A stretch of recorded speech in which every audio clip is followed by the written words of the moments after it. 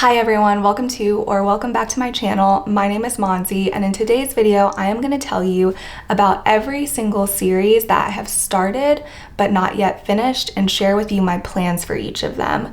Will I be continuing? Will I be DNFing? Or am I unsure? I am doing this mostly for organizational purposes. There are a number of series that I want to start this year, but I'd like to balance that out with either catching up to or completing series that I'm already in the middle of. I would also like some help from you all in deciding whether or not to continue with some of the series that I'm on the fence about. I'm going to be going in chronological order of when I started each of these. I am definitely not going to be going into the full synopses of all of these books, but I may share a tidbit or two. And then I will also, of course, tell you my current status and my intention moving forward with each of these. So the first one that I have to talk about is a favorite of all time of mine, and that is the Kingsbridge series by Ken Follett. I have read 4 out of the 5 books that are currently out. The 5th one, The Armor of Light, that came out 2 years ago, is the only one that I haven't read yet. This is an interconnected historical fiction series. Each of these books takes place in a different time period in England. There is always a wide cast of characters. You get multiple POVs.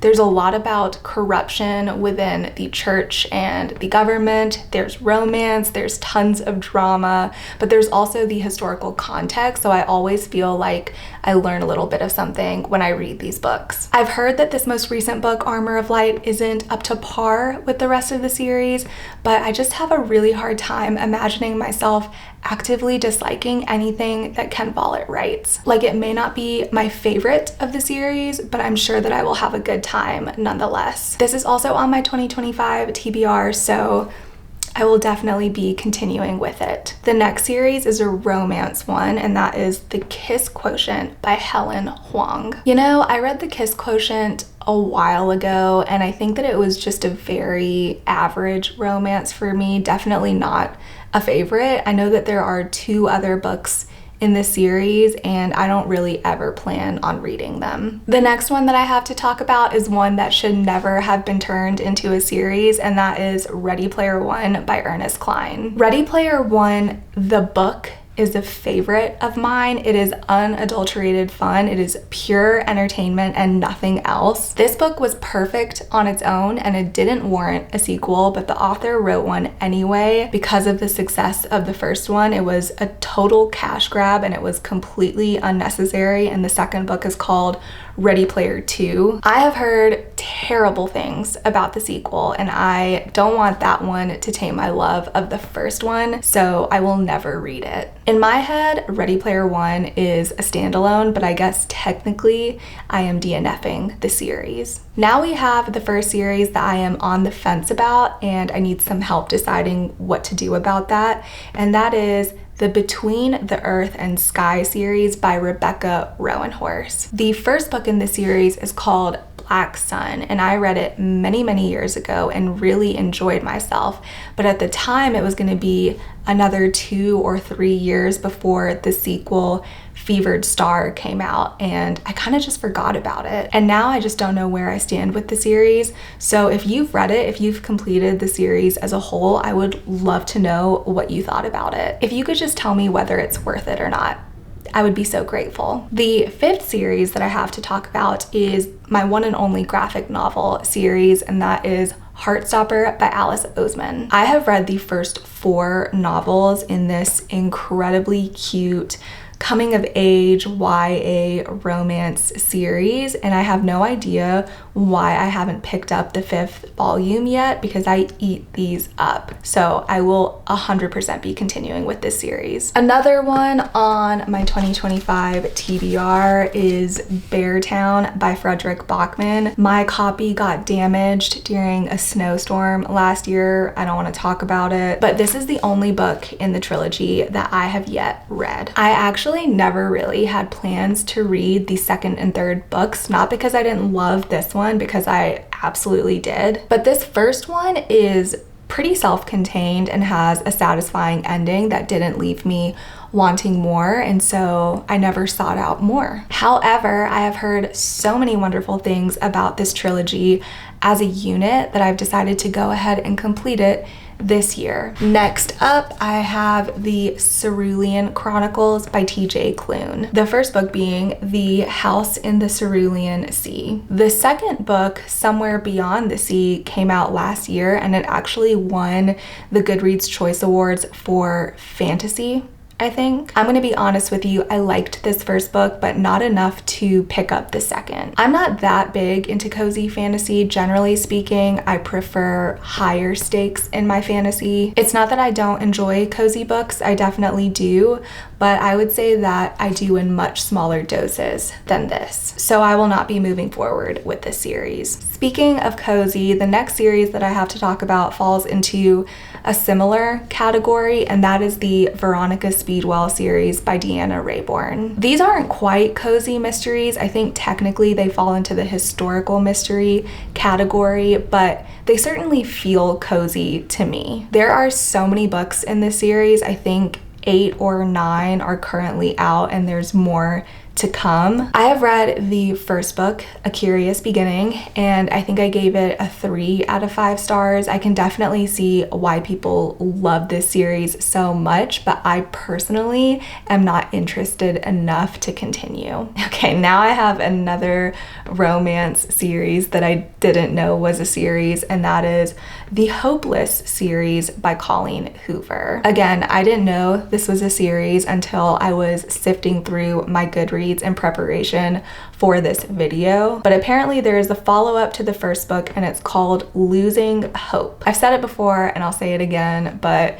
no mo, coho, fo, me. Now, one in the thriller category, I have the Rachel Crawl series by Megan Golden. Okay, so I read The Night Swim many moons ago. I had no idea that it had a sequel. It's called Dark Corners, and I could not care less about reading it. Now I have a book that I own and I enjoyed, and I had no idea that it was part of a trilogy, and that is The Tattooist of Auschwitz by Heather Morris. There are 2 sequels to this one, Silka's Journey and Three Sisters. From what I gather, you can read each of these as standalones, but if you do read them in chronological order, the reading experience is enhanced. And I definitely will be. I can't even believe that I didn't know that these other 2 books existed. And I'm very glad that they've been put on my radar. Another series that leans more towards the cozy is The Diviners by Libba Bray. Everything that I said about the Veronica Speedwell series applies here. If you love this series, I totally get why. It's just not my jam. I liked it, but I'm good, you know? I don't need any more. Oh yes, now we have another one that is on my 2025 TBR, and that is the Red Rising saga. You have almost certainly heard about this sci-fi series at this point. So far, I have only read the first 3. I liked the first, I really liked the second, and I absolutely adored the third. This one, the third one, has a really nice conclusion to it,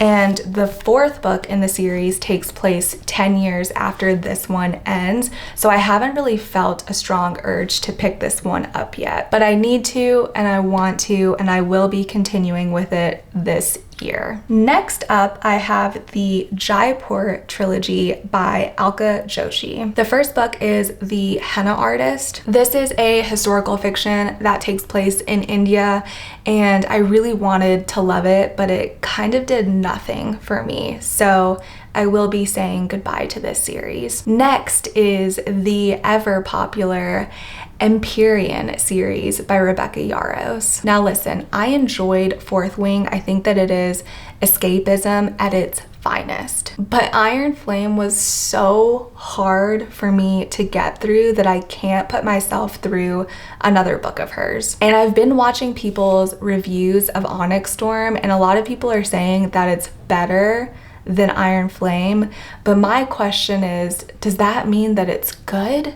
I wish that I could be part of the conversation that's happening right now around this most recent release, but It's not gonna happen, and that is okay. Another romance series that I would love to talk about is the Magnolia Parks universe by Jessa Hastings. This is the final series that I have put on my 2025 TBR, so yes, I will be continuing with this. I have read the first 2 books in the series so far. I am one that prefers the Daisy Hates perspective over the Magnolia Parks one. I think that is why I haven't yet reached for the 3rd one quite yet, because it is a Magnolia Parks POV, but fret not, I will 100% be picking it up this year. Next, I have the Millennium Trilogy by Stieg Larsson. These are crime mystery novels. I read the first one, The Girl with the Dragon Tattoo, last year, and I thought it was great. I gave it 4 out of 5 stars. So technically there are 8 books out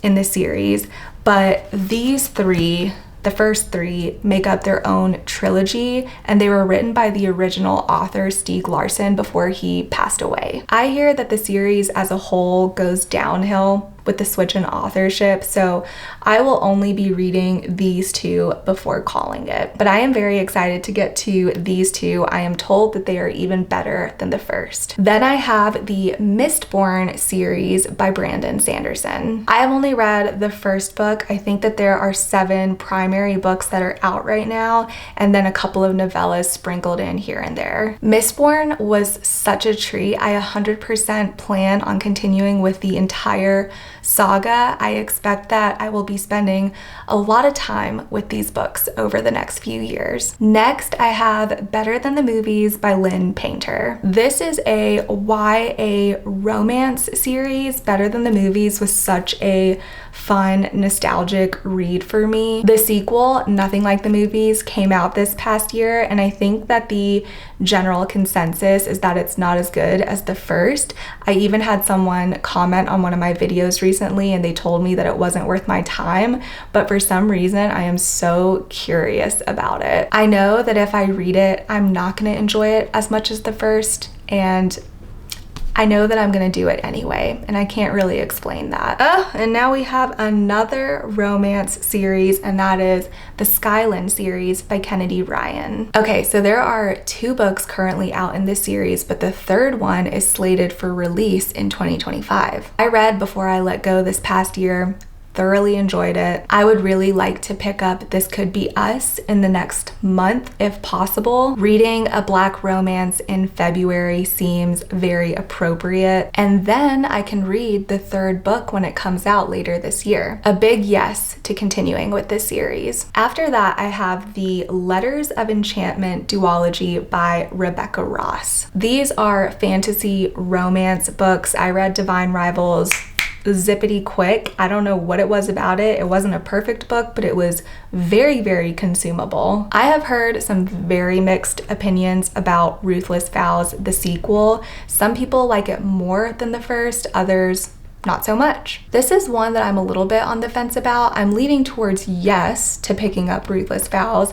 but I can't say that I will for sure. Those of you who have read both books, yay or nay to completing the duology? Let me know. The next 3 are all series that I started in a recent sci-fi novellathon video. The first one is Binti by Nnedi Okorafor. I really didn't like the first book, Binti, but all 3 books are so incredibly short that I'm tempted to give them a try. I really don't know what to do with this series, so any advice you may have would be much appreciated. Particularly if you started out like me and you really didn't like the first one, but then ended up enjoying the other 2, I would love to hear from you. Then I have the Murderbot Diaries by Martha Wells. This is a sci-fi series that includes both novellas and full-length novels. I had a lot of fun with the first one, and I am definitely going to be continuing on with the series. Probably not anytime soon though. I'm thinking that I will pick up Artificial Condition, the second book, later in the year, like in the fall. I would be curious to know from those of you who have read the entire series,